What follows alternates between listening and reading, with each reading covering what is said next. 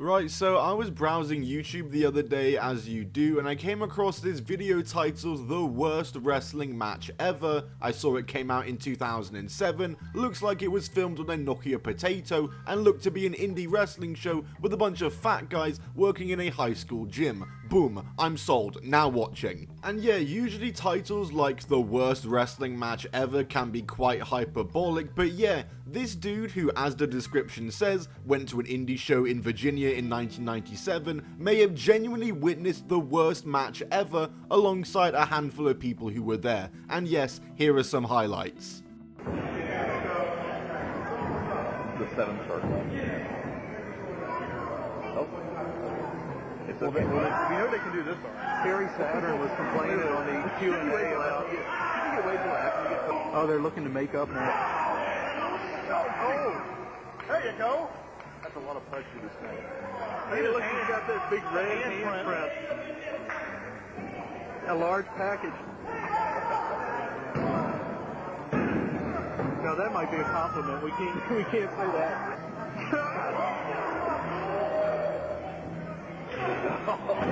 There's a whole lot of jiggles going on. Oh, what's in the room? Oh, there you go. Oh, big elbow. The match comes to a close after a riveting closing stretch, as the second time is the charm eventually, and Fat Guys number 2 do get the win. I have no idea what I just watched there, but oh my word, 5 stars. And yeah, in the world of independent wrestling, through all its hot dogs, handshakes, and Canadian destroyers and no selling, matches like this are actually a lot more commonplace than you might think. It's just the fact that they aren't on video for you to see. But in the modern age, as filming independent wrestling shows and streaming them has become more normalized, there have definitely been some horrible indie wrestling matches that are out there for the entire world to watch now, and not just the people in that building, so I am here to showcase some of those today. So like the video, as the first one involves none other than the Ultimate Warrior in 2008. Wait, hang on. The Ultimate Warrior wrestled an independent wrestling match in 2008, and my answer is yes he did. He did it against Orlando Jordan in Barcelona, Spain, as part of a European tour for NWE, aka New Wrestling Evolution, who are based in Turin, Italy, and still run shows to this day across Europe. And somehow these guys were able to get the Ultimate Warrior to wrestle on their show in Barcelona as part of a summer tour in 2008, in his first match in 10 years time, and what would end up being his final match ever, against Orlando Jordan for the promotion's World Heavyweight belt, Jordan being the champion. And when I saw Warrior making his entrance and just jogging to the ring, I knew exactly what I was in for here, as this match starts out fine, but within just a minute, they are brawling around the ring and just walking around as Warrior is completely gassed already. And guess what? This match is 17 minutes long. Warrior in his prime wasn't very good at long matches. They were never really his strong suit. So 17 minutes in his first match in 10 years? Yeah, sounds like a great idea. As 1 minute in, it's like this. And we've got another 16 minutes to go.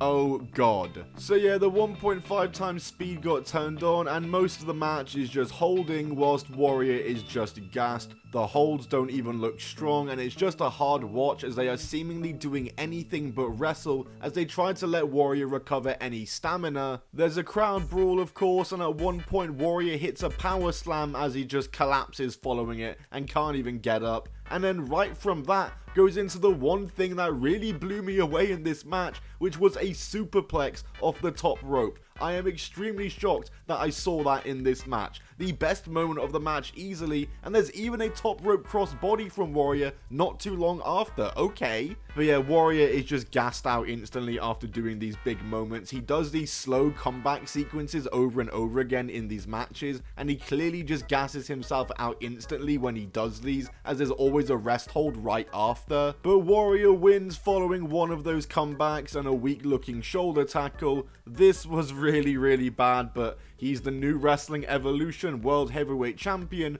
before he immediately vacated the belt because he never wrestled again. He only did this match for his daughters. Good for him making this happen, but you could have just played them a VHS of your old matches at home, of your old tapes. And yeah, I was very surprised by the superplex, and I thought the structure of it was okay, I suppose, but this was a very difficult watch where most of the match was just Warrior trying to catch his breath. But another match with some ex-WWE veterans that didn't go to plan on the independent wrestling scene that I can also think of was the time that Jim Duggan faced Matt Bourne, the former Doink the Clown, at a Pro Wrestling Syndicate show in May of 2010. Jim Duggan was actually fresh out of WWE at that time. He'd been working for them as late as 2009, as Matt Bourne had been working the independent scene for a few years now, actually under the Doink the Clown name. And this contest here between the two of them was maybe the weirdest indie wrestling match of all time and one of the maddest shoot incidents out there, as the match starts out with a weird long drawn out promo from Matt Bourne, and when they do eventually get working you can tell something is off. Absolutely the same way.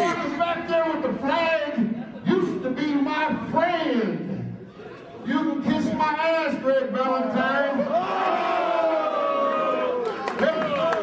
And it just so happens that my opponent tonight, whoa, we go way back. About 20 some odd years, and USA!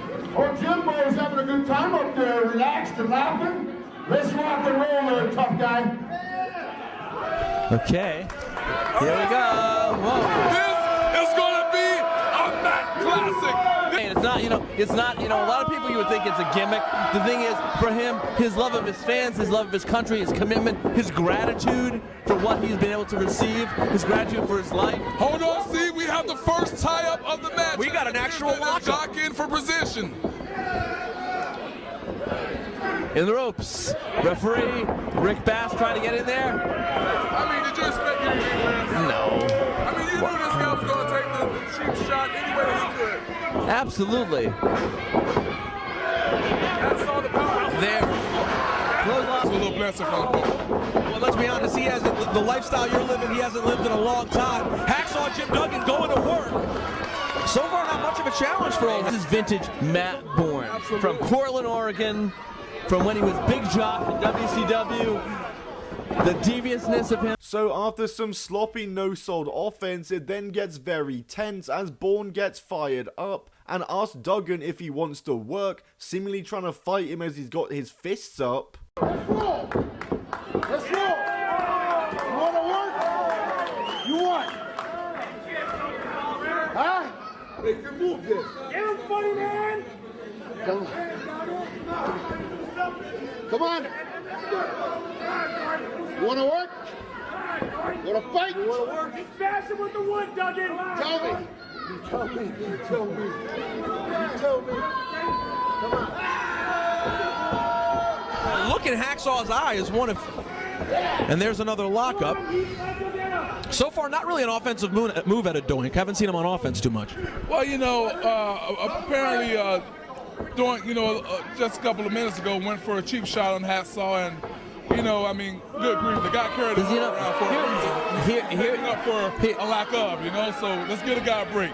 Here's the sad part. Given Doink's heritage, his career as Matt Bourne, he has a solid wrestling background.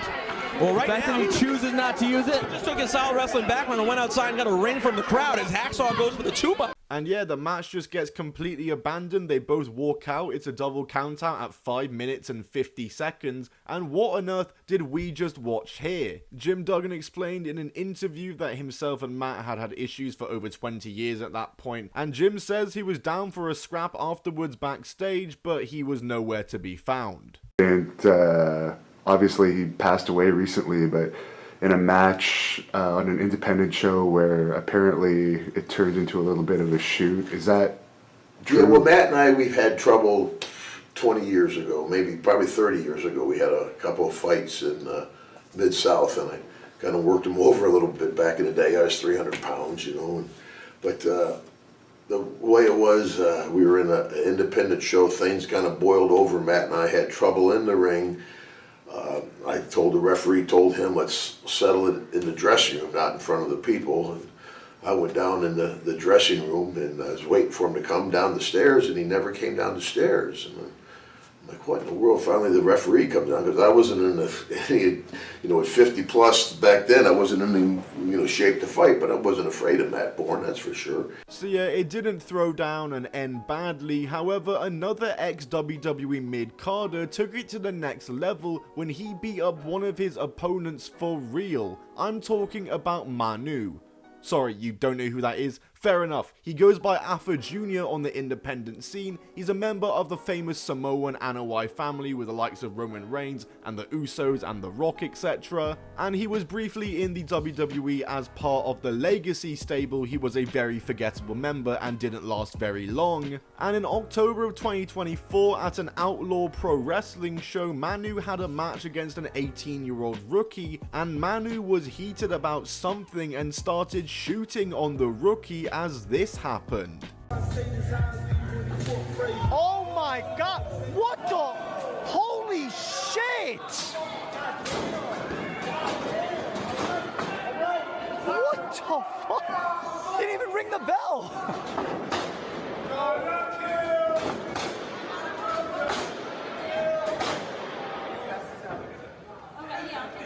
Oh my God! Keep him away from me. Oh my God! Wait, what? Oh my God! Jesus, indeed.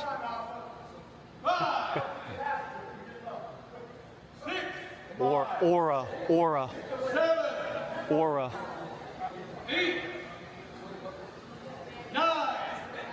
Dude, the aura's unreal.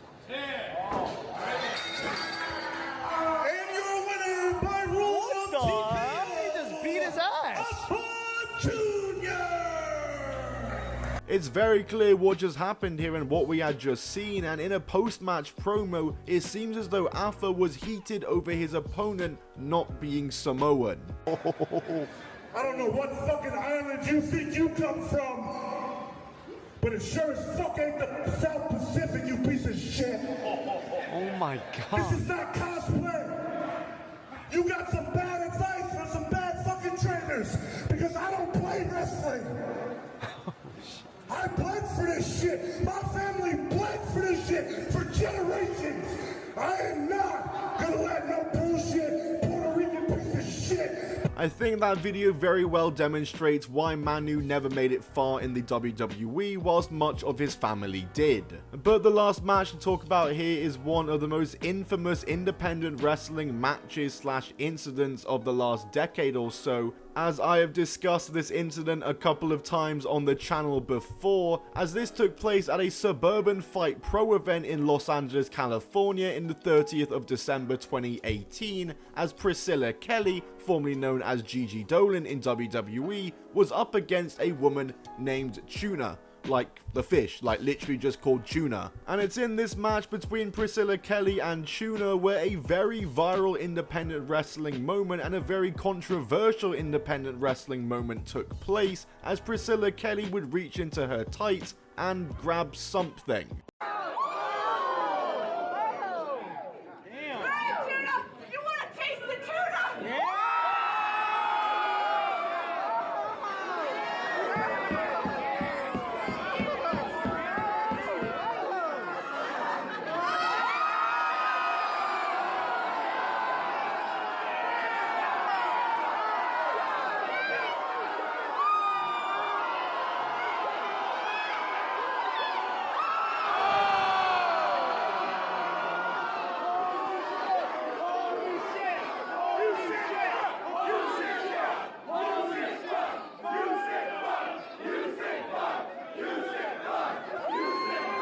Obviously, if you can't tell what just happened there, Priscilla Kelly has reached into her tights and grabbed a used tampon, which obviously is a worked gimmicked item. I can't believe I actually have to explain that. The world of indie wrestling is crazy. And yeah, she shoves it into her opponent Tuna's mouth, and yeah, obviously like I said, it was a work. The blood isn't real on the tampon, but still many people let their disdain for this spot be known and their disgust be known, such as fans and wrestling veterans such as Gail Kim and Road Dogg, and Jim Cornette, of course, was very vocal about this spot taking place, as he obviously would be. And yeah, this was a very hot incident and hot moment on wrestling Twitter for the next couple of days or so, and the big topic of discussion. It got a lot of traction, and despite the backlash, it didn't really deter Priscilla's career in any way whatsoever, as shortly after this she would compete in the Mae Young Classic and go on to sign for WWE under the name of Gigi Dolin. She was part of the Toxic Attraction, of course, and she did get released from WWE earlier this year, but she's been back regularly on the indies under the Priscilla Kelly name once again, and is working this upcoming MLW show a week from today,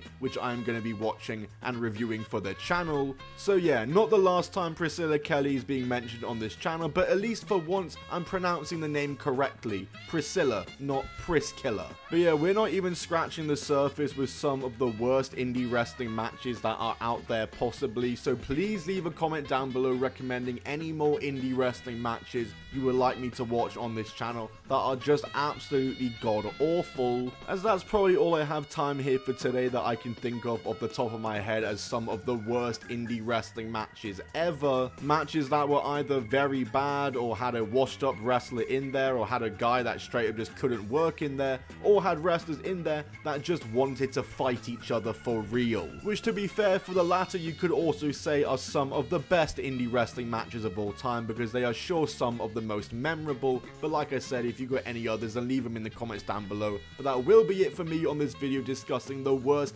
indie wrestling matches ever. I'll see you all in the next one. If you enjoyed this, then be sure to smash that like button, I don't know why I said it like that, and subscribe with notifications on so you never miss a video on the Top 10 Wrestling channel. I'll see you all in the next video. Goodbye and keep on rolling.